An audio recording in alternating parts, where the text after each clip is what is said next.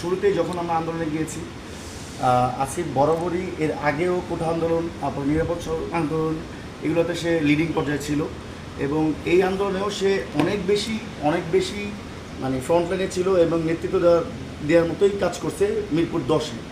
এবং আমার একটা ফ্রেন্ড নাম হচ্ছে শাওন ও আর আসিফ, আরেকটা ছেলে হচ্ছে মেহেদি। ওরা হচ্ছে ফ্রন্টলাইনে সবসময় আগায় গেছে, যখনই তারা গুলি করতেছে অথবা ছাত্রদের ছত্রভঙ্গ করার জন্য যেই ধরনের পদক্ষেপ নিচ্ছে, যখনই ছাত্ররা পিছিয়ে আসতেছে তখনই তারা বারবার ছাত্রদেরকে থামাইতে গেছে এবং তারা স্ট্যান্ড নিয়েছে ওখানে।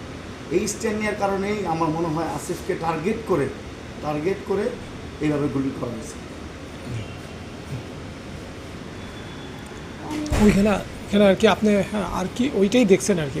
হ্যাঁ, আমরা তো সাথেই ছিলাম। আমরা তো ওরা যখন গুলি করতেছিল আমরা চেপে আসতেছিলাম, ও ফ্রন্টলাইনে যেয়ে বারবার থামাচ্ছিল এবং আমরা আবার যাচ্ছিলাম, আবার আসতেছিলাম, এরকম চলতেছিল, ধাওয়া পাল্টা ধাওয়া চলতেছিল। এবং ও যখন একটা সময় যখন ওরা ম্যাসাকারভাবে গুলি করতেছিল, তখন হচ্ছে ও রাস্তা থেকে রাস্তার একদম মাঝ বরাবর ও বসেছিল।